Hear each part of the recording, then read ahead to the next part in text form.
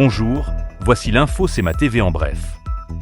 Les employés brevetés de la traverse Île-aux-Grues-Montmagny, affiliés au syndicat des métallos de la section locale 95-99, ont tenu les 19 et 20 juillet dernier 2 journées de grève pour presser le Conseil du Trésor à négocier et renouveler la convention collective échue depuis le 31 mars 2023.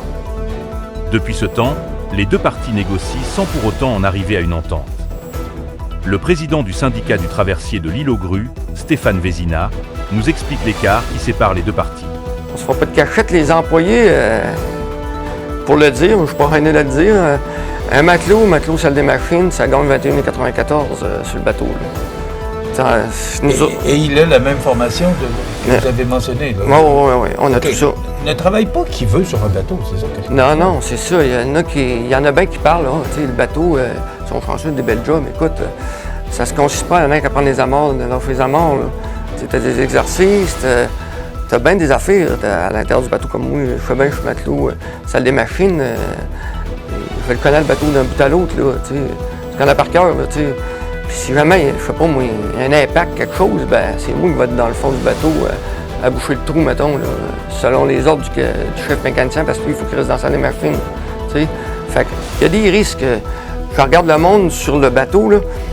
Il y a des femmes qui travaillent sur le bateau, là. Je lève mon chapeau parce que sur les amarres, des fois, c'est pas tout évident, là.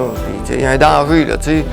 Nous autres, on bloque le bateau quand il arrive. Il faut s'entendre bien avec notre capitaine. Les capitaines s'entendent bien avec nous autres, puis c'est comme un orchestre, t'sais, un bateau. Tu arrives, puis pour avoir de quoi qui arrive bien, il faut que tout le monde s'accorde.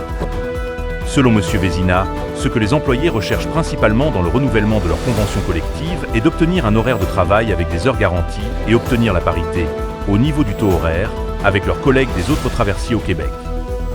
Le Centre d'art de Kamouraska met en avant tout l'été une coproduction multimédia ainsi que 2 expositions multidisciplinaires qui promettent de captiver les visiteurs.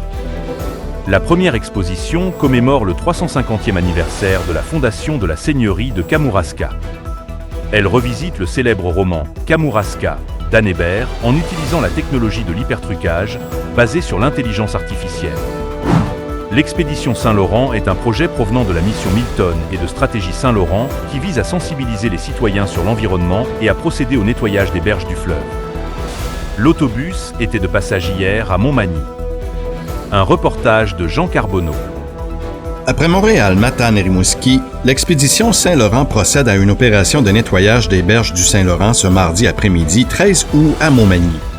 En quelques jours, l'aventure a déjà permis de récupérer des centaines de kilos de déchets.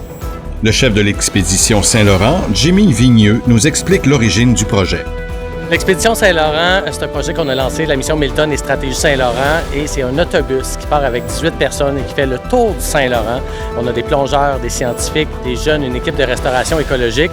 Et l'objectif, c'est de mobiliser des citoyens à venir faire des nettoyages de berges, mais aussi à prendre conscience de la pollution qui se retrouve sur nos berges, afin de réfléchir aussi à notre consommation, notre propre consommation de plastique. 18 personnes forment cette équipe qui est partie le 9 août de Montréal en autobus et qui terminera son périple le 23 août prochain.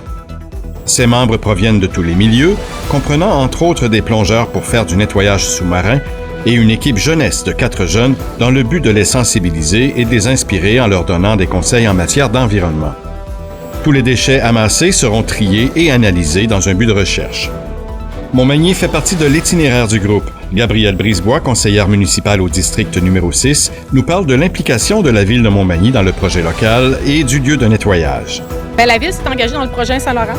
Donc, il y a une résolution qui a été passée par le conseil municipal au début de l'été. Le but, c'est vraiment de s'engager significativement à la diminution des déchets dans le Saint-Laurent. On est installé sur le bord de la marina.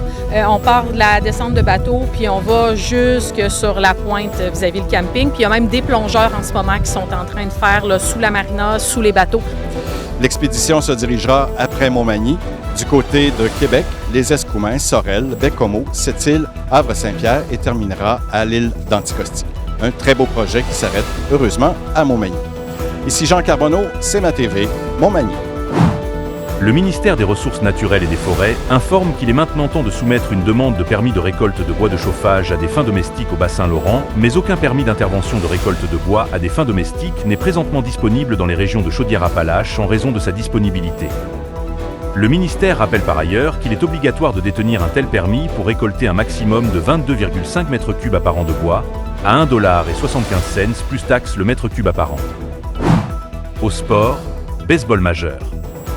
Will Wagner est devenu le 5e joueur de l'histoire des Blue Jays à frapper 5 coups sur à ses 2 premiers matchs dans les majeurs dans une victoire de 6-1 de Toronto contre les Angels de Los Angeles mardi soir. Prochain match de Toronto ce soir, vers 21h30, dans un dernier affrontement contre Los Angeles. Pour plus d'informations, visitez le cmatv.ca ou suivez le fil Twitter X de CMATV.